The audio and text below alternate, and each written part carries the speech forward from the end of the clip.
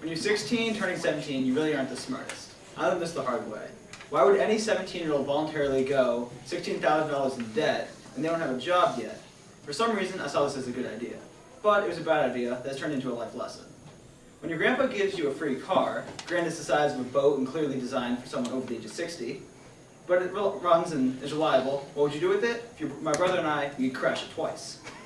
I first crashed into another car trying to park in the student parking lot. My brother then crashed into the back of another person while trying to get on the highway.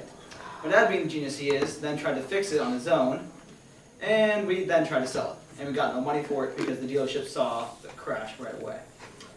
So step one, sell your free car. I then replaced this free car with my dream car, a Jeep Wrangler, and in doing so went a great deal in debt.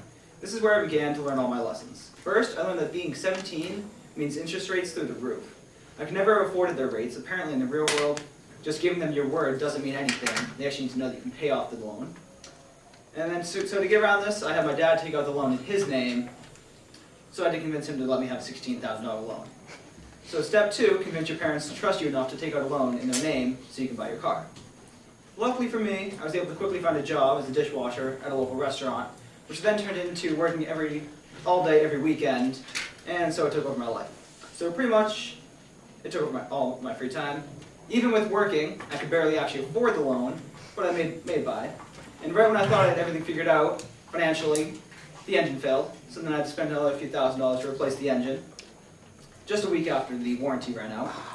It sucked. So now, but that's fine. If this was any indicator as to what life had in store, I didn't want to go through the rest of life.